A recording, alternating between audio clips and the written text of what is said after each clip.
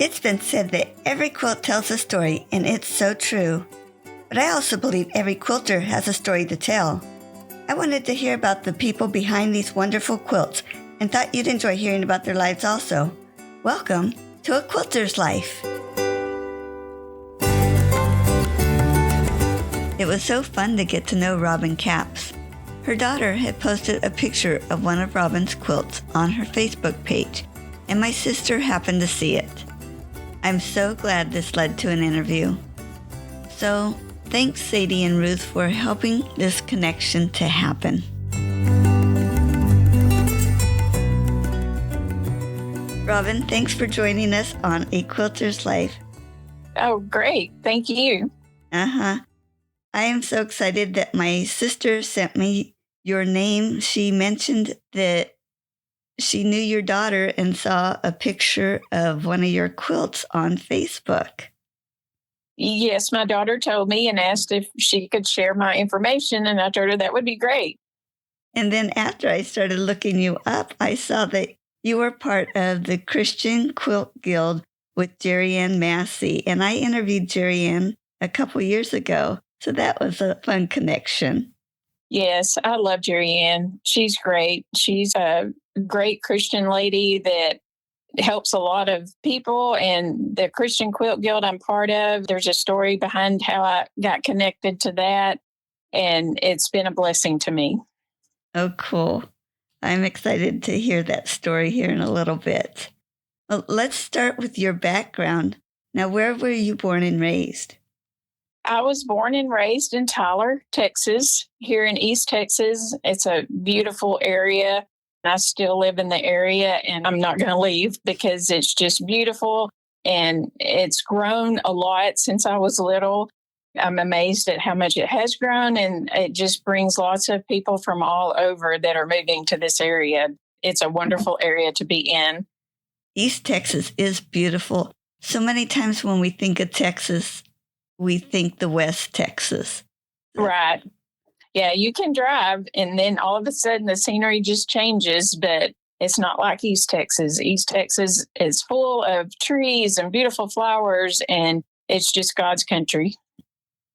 Robyn, please share a childhood memory. I think one that has stood out with me more than anything is that every Sunday afternoon with my family growing up, we would travel to Noonday, Texas, which is here in East Texas, not far from Tyler, to my grandmother's house. And we would spend the afternoon there. And I just did a whole lot of outdoor activities with my brother, my grandmother. I would go down there and spend the weekend with her.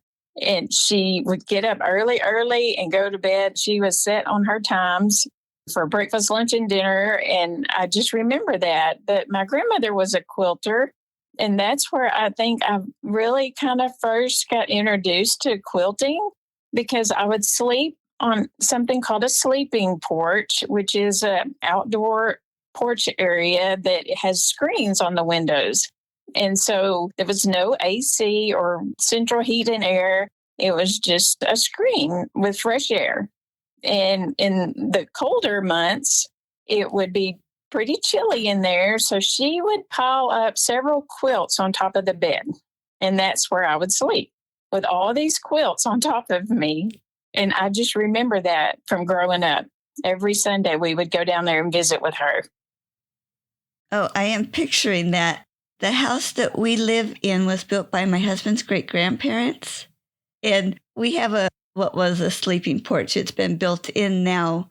But in his great-grandmother's diary, she said she went to make her bed one day and it had been so cold out there that her pillow was frozen. Oh my goodness, that is pretty chilly then. I don't know if I've slept that cold. It's been really cold, but I would have, I don't know how many quilts she would put on the bed. But it would be just plenty warm, for me. And I didn't have a problem with it. But that sounds pretty chilly when your pillow freezes. Oh, that fresh air must have been something too, though. Yes, I remember it like yesterday. That's been, I guess, my most childhood memory that has really stuck with me is the quilting. But then as time has evolved, And I've grown up and my kids have grown up. Then now I've gotten into the quilting. I know my grandmother would be very proud of me.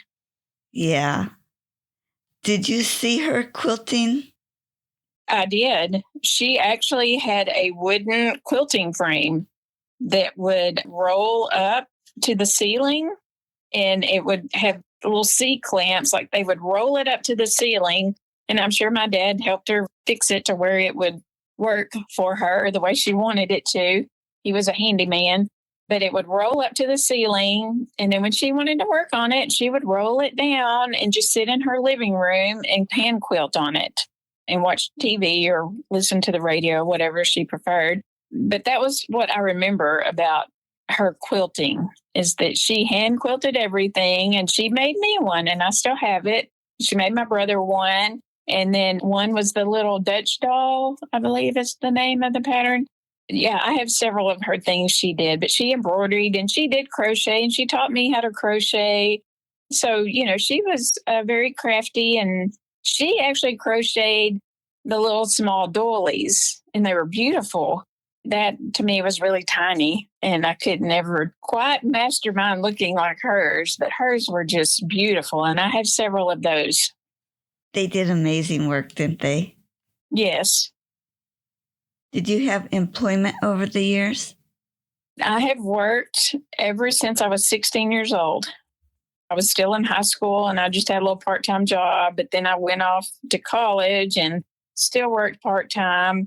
But as I was working on my accounting degree, I actually went to work for the state of Texas, and I was part-time. And then once I graduated with my accounting degree, I was hired on full-time. And I spent 19 years with the state of Texas working in their accounting department and their automation department.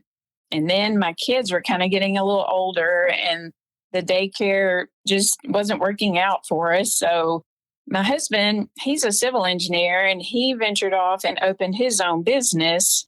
And so when I decided to leave the state, I started keeping his office bookkeeping, and I did that from home for a while as my kids kind of grew up. And then we opened up a construction company. We do a lot of city municipality work. So we've been in business for that since 2007. And I've worked full time for that ever since. And I'm still there. Now, not everybody can work with their husbands, so that is wonderful. Oh, I have a God-sent husband. He's wonderful. You mentioned that you grew up in East Texas and you're still in East Texas. Now, did you go away to school and come back, or have you been there the whole time? I stayed in East Texas the whole time. I just went here locally to a little junior college, and then went to the University of Texas at Tyler, where I got my accounting degree. And once I got my accounting degree, then I decided maybe I should take a few more classes. And so actually I have my master's degree in business administration. Wow. Congratulations. That's hard work. Yes, it took a while. And I was dating my husband at the time. So we've been married this year. It'll be 29 years. Congratulations. Thank you. So how close are you to where you were born and raised? Actually, Tyler is about 10 miles from where I live today. I live just south of Tyler in a really small town, which is growing because everybody likes this area, and they're steadily building houses and moving to this area. The school system's great. My kids went to the same public school from kindergarten through 12th grade. I have two girls. My oldest is 24, and she's married. She'll be married for 3 years this summer. And then my youngest, actually, she's 21, about to be 22, and she went to cosmetology school. So she does hair in Tyler, and she still lives here with us because she decided to go back to school, and she's gone now to UT Tyler, and she's studying to be a civil engineer like her dad. I really like where we live. We're just south of Tyler, and it's a small community. Everybody knows each other, and you go to the grocery store and see everybody you know. So it's a very close community.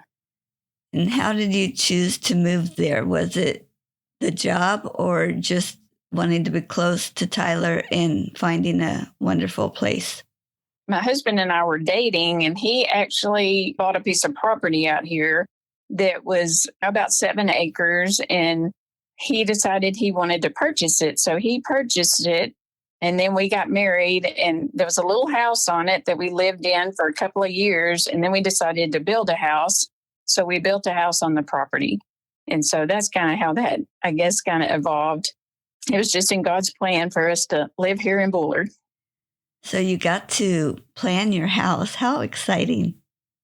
Yes, actually, we did a lot of the work ourselves on it for a long time. And then we decided that we were tired. And so we hired some contractors to come in and help us finish it up. Well, working full time and working on your house, that had to have been rough. Yes, it was rewarding, though. I mean, to watch it go up and to know that we played a part in doing different little things, whether staining the cabinets or painting the walls or just little stuff. It was rewarding. Mm-hmm. Is there anything else about your family you would like to share? I'm very proud of my girls. They turned out great. I remember my mother always talking about when everybody would come and say, your children are so nice and kind. We love them. I understand where she's coming from now because people tell me that about my girls, and it makes me feel good. I feel like I taught them well and that they know right from wrong. So they turned out to be great girls, and they're hard workers, and I'm very proud of them. Reminds me of the scripture that says they'll rise up and call you blessed. Yes, exactly.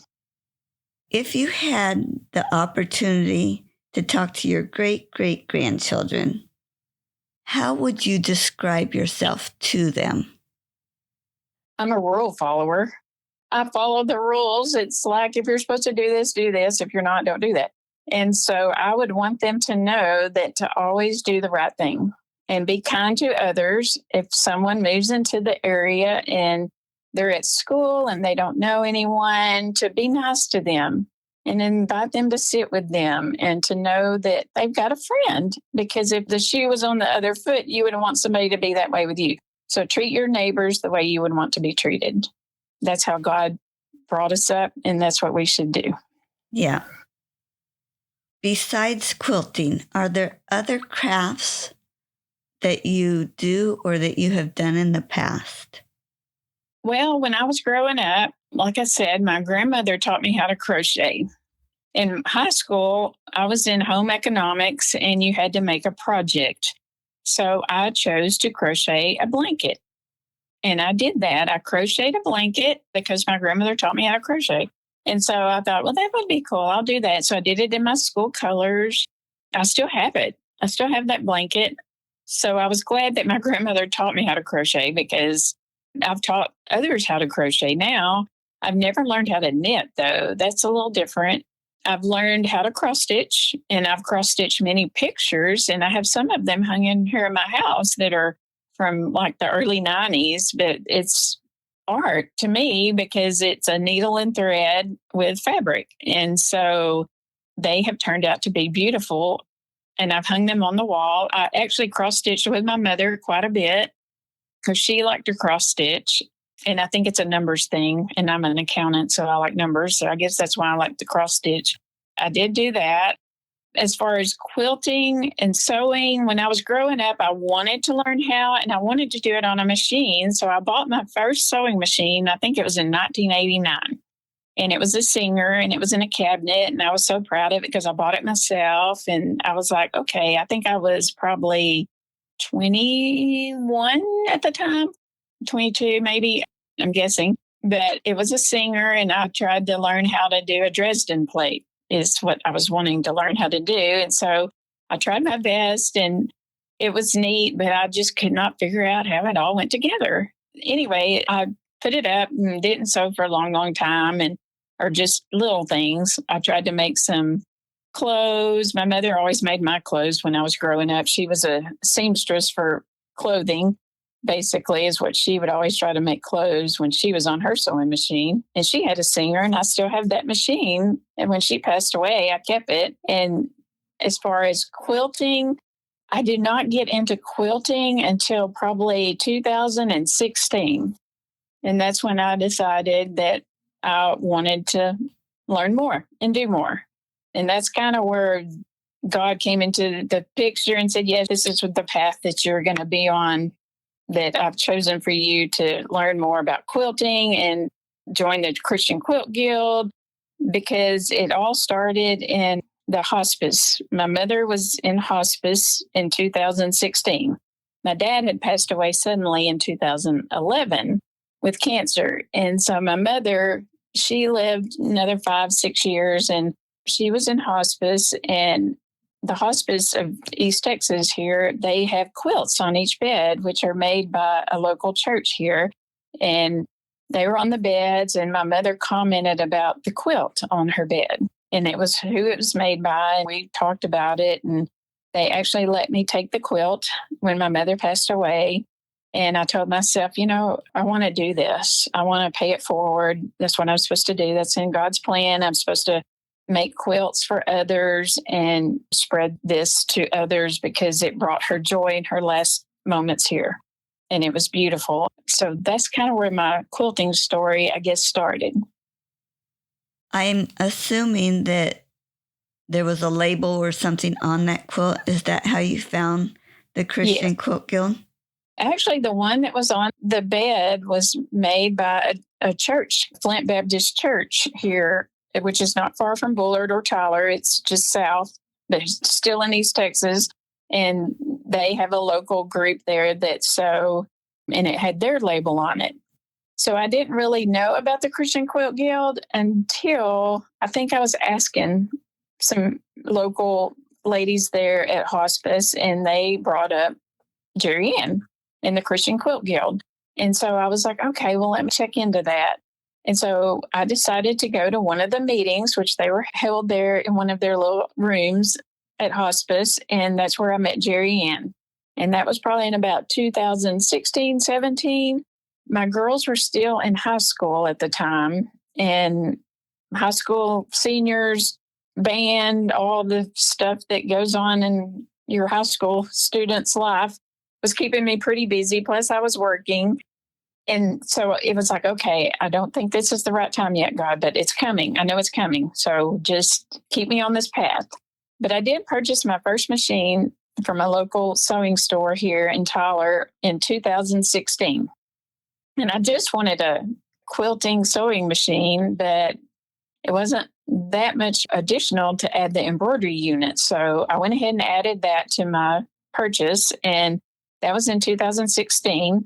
And so I went to my first meeting in 2017 and kind of introduced myself. And Jerry Ann was just then forming the Christian Quilt Guild, and members were starting to join. And so it was new for her too. In fact, I think they just had their birthday. The Christian Quilt Guild just had a 7-year birthday party at the last meeting. So it's hard to believe how time just gets by, but it does. Anyway, I didn't join then. It was probably in 2020, I believe, that I started going more full time. And she was actually meeting at a church in Tyler then. And so I started going to the meetings, and I joined and started helping them make quilt tops. And we were making them for the Salvation Army, Angel Tree children, some hospice, some local wounded warrior veterans. We've got a variety of organizations that they're donated to. And I believe this last year we donated 138 or 140 approximately to the Angel Tree children. So we probably have now over 50 members of the Christian Quilt Guild. So it is growing, and more people are learning about it, and they're coming, and it's just very rewarding. That is so wonderful that you guys reach out to all these wonderful charities. Now, in making the quilts, do you make them at home and bring them together at your meetings, or at your meetings do you work on quilts? Both. We have work days. We actually have workshops where different people will volunteer to make, like, there might be a certain block or method that we're wanting to learn. So it's kind of like a teaching along with a workshop. So everybody will come to the workshop. It's usually on a Saturday from 10 to 3, and we will work on a block. And once you complete your block, like we did one not long ago that was all red, white, and blue for veteran, I believe it was a pineapple paper piecing. And once we completed the block, everyone would turn it in, and then we combined all the blocks, and it makes a donation quilt. So it's like everybody plays a part somehow, some way in each quilt. And we've done different things, different years. Like one year we did this little round robin method where you make a center medallion and then you add borders to it. So you might make the first maybe 30 by 30 center, or it could be smaller. I can't remember. I think it was 18 by 18 actually. And you make the medallion, and then you take it to the next meeting and somebody picks it up and they add a couple of borders. They bring it back. Somebody else picks it up. They add some more borders. And then it might be big enough that it needs to be long arm. So a long armor will take it. They'll do the long arming, bring it back, and then somebody else will put the binding on it. So everybody plays a part in each quilt. So you don't have to do just one by yourself. And you learn along the way because we come and we teach different methods. I've learned a lot. I've learned quite a bit from the other ladies. Jerry Ann teaches a lot. She's very, very knowledgeable in different things. And we all pray over the quilt, the day, and the Lord is just with us the whole time. And isn't it exciting how he leads that quilt goes to exactly who it needs to go to? Yes. And brings blessings to them, I'm sure, because we have blessed the quilts, and then we hope and pray that it blesses the recipient of the quilt.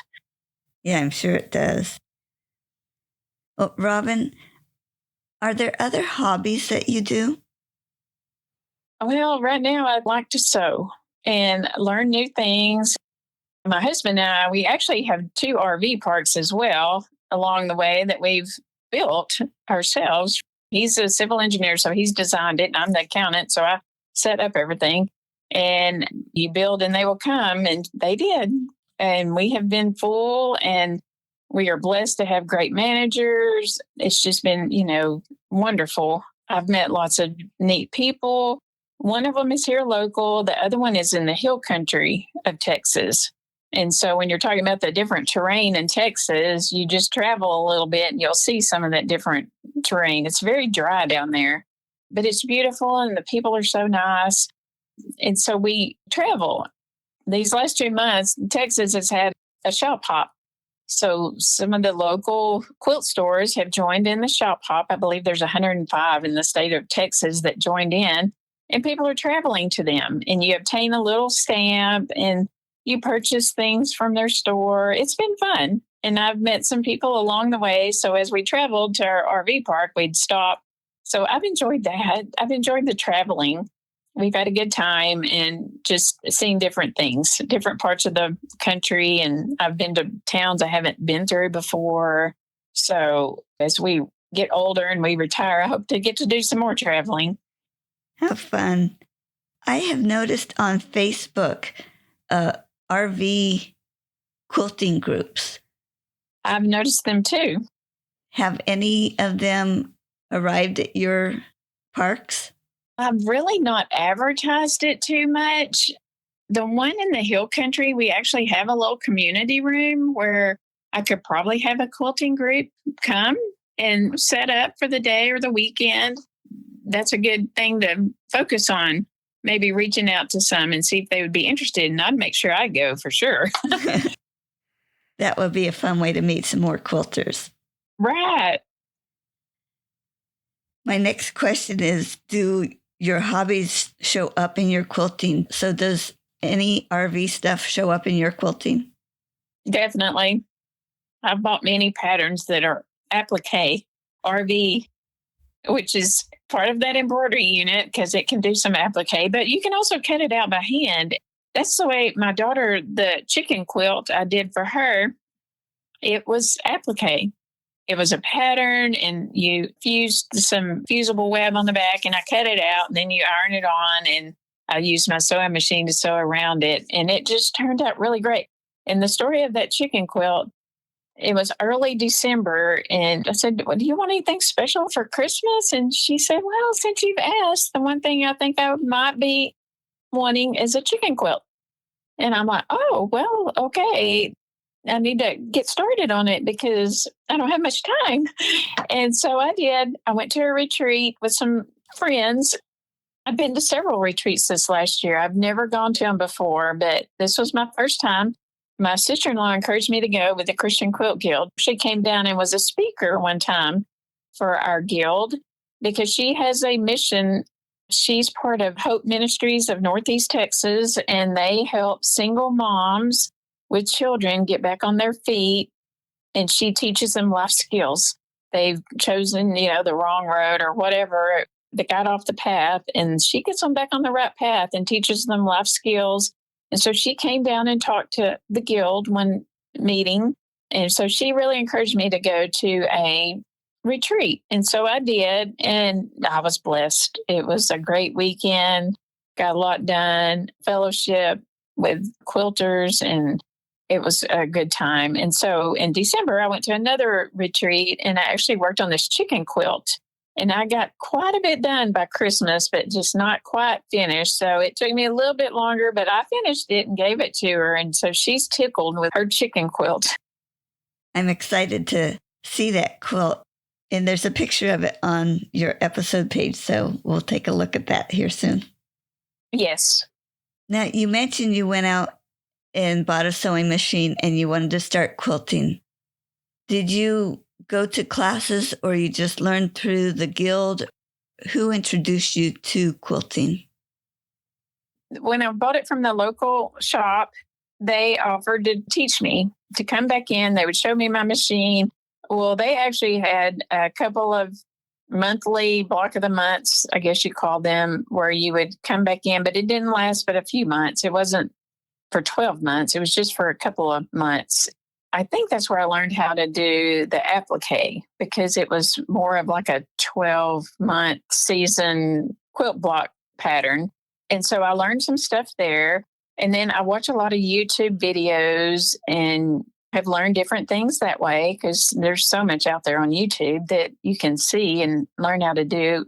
So I've watched some YouTube videos, just going with my friends to quilting retreats, the Christian Quilt Guild monthly workshops. I've learned a lot there, quite a bit.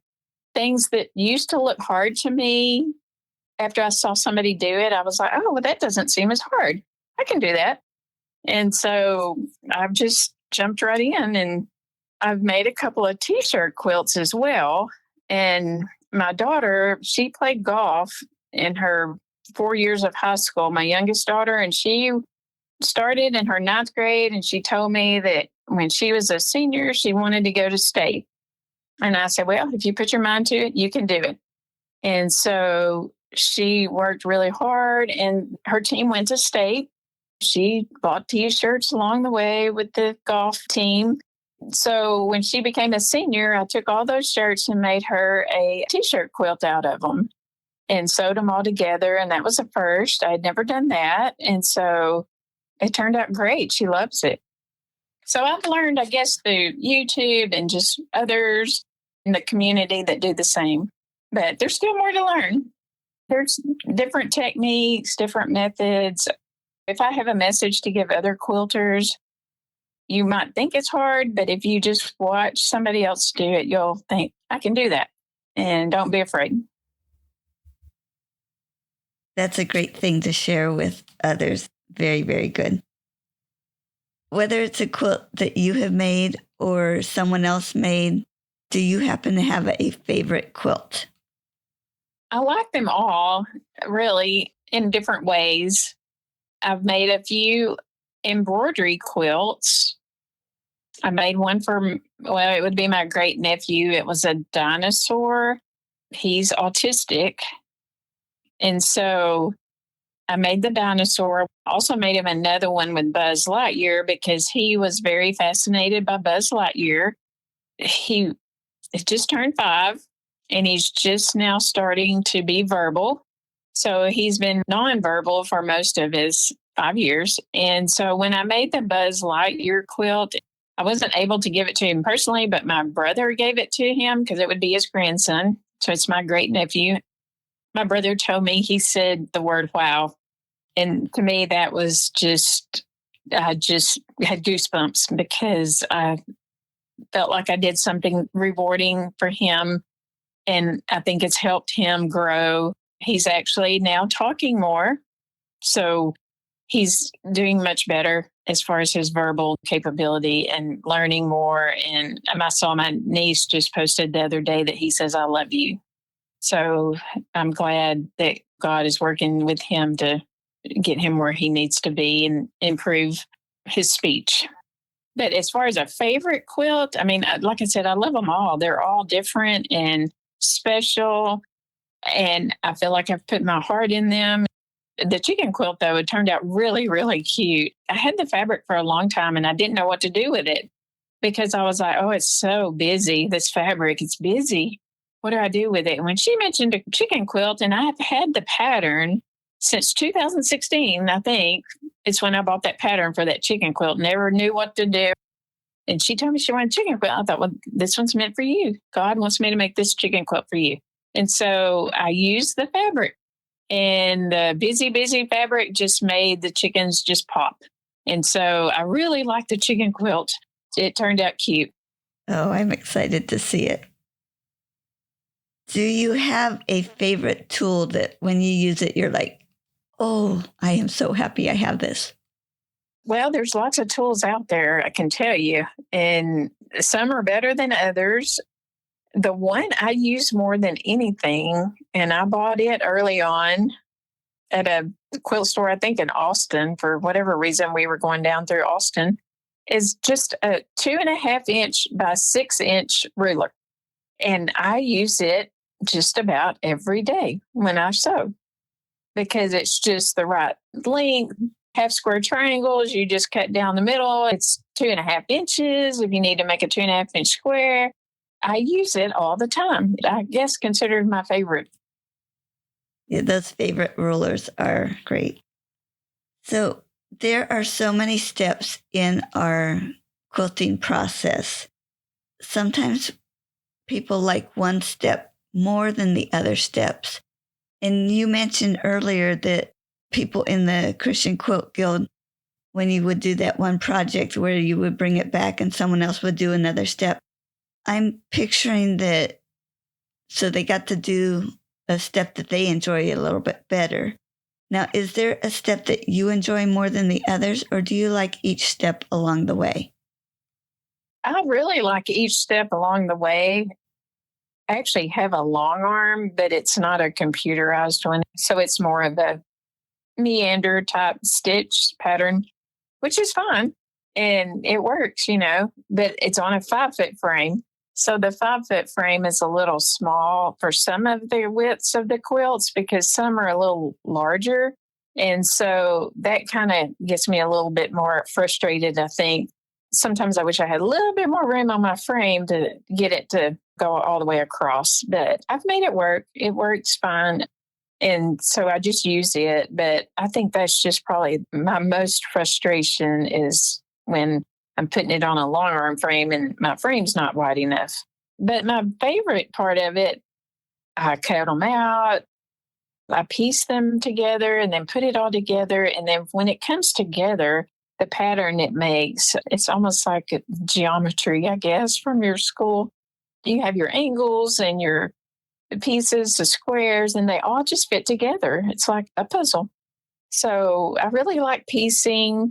Binding, I'm still improving my corners, my mitered corners. Sometimes that gets kind of frustrating to me, but they don't always work out flat, and I want them to be flat. So I'm still working on that, but sometimes they work out great. You just can't be in a hurry. Just try not to be in a hurry. Take your time and it'll come together. So my favorite, I don't know if I really have a favorite. Just learning a variety of techniques, I think, is my favorite. Now, that's a good answer. Now, what was your worst quilting experience?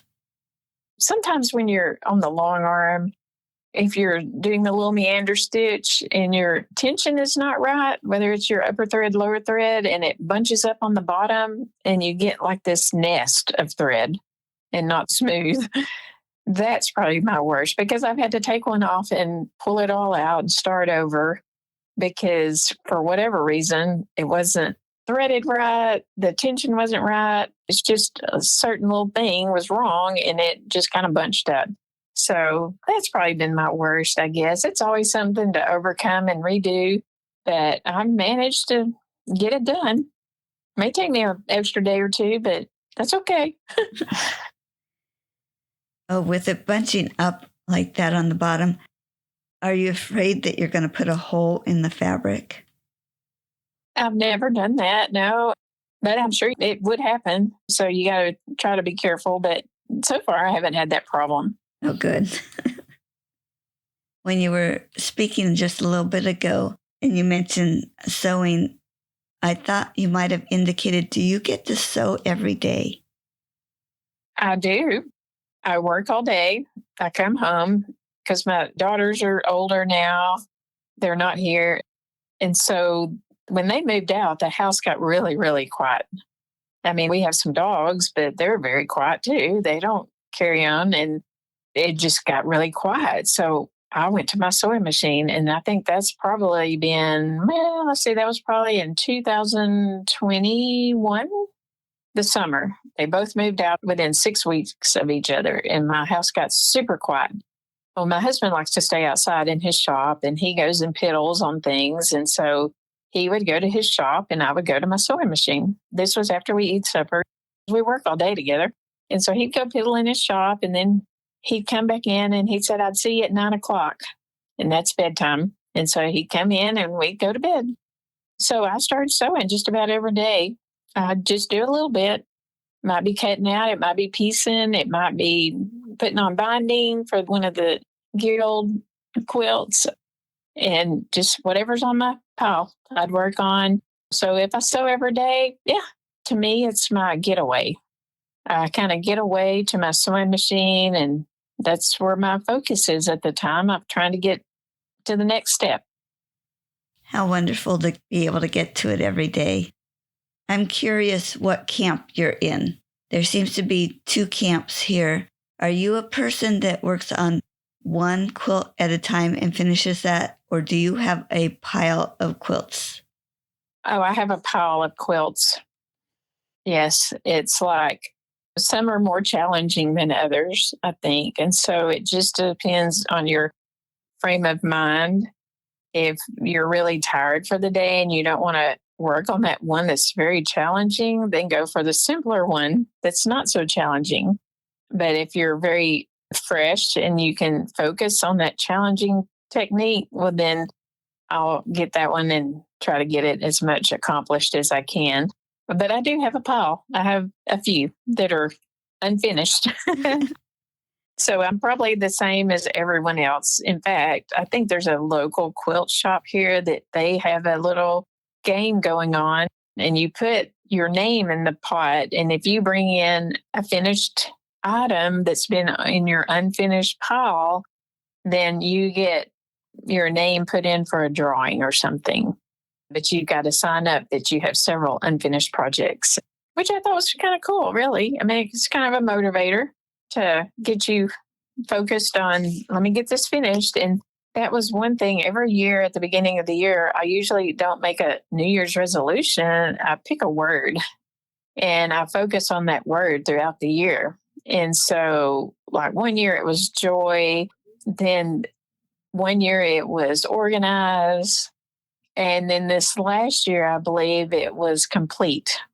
And so I try to focus on that throughout the year. And then at the beginning of the year, I continue on, pick a different word and let me work on that. So it works out. It's helped me. Yeah. Robyn, why do you make quilts? Why do you think you continue to work on these quilts instead of using your time to do anything else? It's rewarding to me to see that you start and you finish something. Some are a little longer to finish, of course, but it's a rewarding thing to me to know that I've made this. It was a pile of fabric and now it's a blanket or a quilt that somebody will get to enjoy for several years to come. Mm-hmm. And in that enjoyment, I just see people getting a great big hug. Right. And I actually, for the Christian Quilt Guild, where we donated to the veterans, the quilts that we made, and the recipients came, it was very rewarding. It was for a good cause. It was like paying them back, I felt, because they have been in the service. And I felt like I was paying them back because I gave them a quilt or helped in making all the quilts. And I explained to them it wasn't just me, it was several ladies that we all worked together. Each one does a different piece of it. And then here we are. And then I was there and they all either shook my hand, gave me a hug, thanked me. It was very rewarding. Mm-hmm. Now, on the personal quilts you make, who do you make them for? My family, I've made my aunt a couple. In fact, I've got one I need to go give her. I made her a kitty cat one. It had kitty cats on it because she loves kitty cats. She lost her husband a couple of years ago, my uncle, and he was really into Notre Dame and the Irish. And so I've made another one in his honor that's got a lot of shamrocks on it. And I actually went and rented a long arm that did the little computer shamrock pattern. And I put it on this quilt. So I just need to put the binding on it and then I need to take it to her. So I make them for my family, like my husband and my children, my aunt. I've got to make one for another close friend. So it's just, I don't mind it at all. Are you working on a special project right now? I'm actually trying to finish a quilt that was for my great niece. It's something similar that I had given her brother, but she's 3 now, and it's an embroidered one that I pieced together. And it's kind of got like a Paris theme to it, but it's just a keepsake that she'll be able to have for her lifetime. And I'm trying to get it quilted. It took me a while to figure out how to quilt it. I think that's what got me kind of stuck. I didn't know what to do. And so then one day I'm like, you know what? I just need to do this. I've made it too hard if I overthink something. So I've learned not to overthink. Just if it comes to my mind, just do it. Just do that and it's going to look great. And it does. So that one sat for a while because I couldn't figure out what to do. So I'm actually trying to finish that one right now, which I'm getting close. I'm probably halfway through with it. And hopefully in the next week or two, maybe I'll have it done. But it's one of those more challenging ones, I guess. So put it on the side and then would pick up something else instead of that one to finish. But I don't need to do that. I just need to not overthink and pick it up and just get it done. Well, you've already given 2 wonderful tips. The one of don't be afraid and then don't overthink. Yes. So my next question is, share a quilting tip. Make sure you have a good 1/4 inch foot on your sewing machine. If you don't have one, they probably don't cost that much for your machine. I would invest in that because it just makes it so much easier. Because the 1/4 inch makes a difference in your patterns and your seams. And I've tried different ways on once you sew your seams, whether you iron them open, iron them to the darker side of the fabric, and they both turn out fine. So I think that's just a personal preference. If you want to spend a lot of time in getting your seams opened, then do that. If not, just iron it to the darker side. And then when you get ready to fit one block to another block, they'll usually kind of nest together. And so it helps your points come together. We've learned that in the guild in one of our workshops. That's where I kind of learned that. And plus, you can watch a YouTube video on that too. So those are some really good tips for beginners, I think, is a 1/4 inch foot and ironing your seams to where they'll help you when you go to put your blocks together. Thank you. Oh, you're welcome. Well, Robyn, was there anything else you would like to share with us? I think I do remember one thing. I've thought back in my life, what caused me to really like quilting? And I see it now because once you get into quilting and there's felt boards, I guess you call them, display boards, where you can put your block up on the board and look at it from a distance. And a friend of mine told me, don't be afraid to enter a quilt in a quilt show. Once you get one made, put it in a quilt show so you can see it hanging up. And I didn't realize, what are you talking about? And so I've been to a couple of quilt shows now. And when you stand back and you look at them, because I was part of a block of the month last year, and there were several of us, and we all did the same quilt pattern, but they all look different. And several of them entered it into a local quilt show. I wasn't quite finished with mine, just need to get the binding put on it. But anyway, there were 4 of them, but they all were different. Every single one of them looked different from the quilting. Some did different stitching. So it's your personal artwork of what you want to put into your quilt. And there's decorative stitches. There's just different things that you can do to add a little extra. And so if you want to try something like that, don't be afraid. I've never entered a quilt in a quilt show, but I think I may try this next year. I'm going to pick a pattern and say, okay, this is going to be it, and see what I can do with it and try to get it entered into a local quilt show. Not that I'm trying, I just want to see one hung up, I think is my thing. But from when I was in kindergarten, I remember we had a felt board and we played house with these felt pieces. And we would have a felt piece cut into the shape of a house. You would have family members, you'd have a little dog, and you'd stick them up on this felt board. And to me, the little display felt board that you put your little quilt block up on to look at from a distance has reminded me of that from kindergarten. Is that strange? Yeah, that is fun to put that up like that. Yeah, I just remember that from kindergarten. So much fun. Well, thank you, Robyn. This was so much fun to hear your story, and thank you for sharing with me. Well, thank you, Paula, for reaching out and asking me to share. I appreciate that. Uh-huh. Bye-bye. Bye-bye.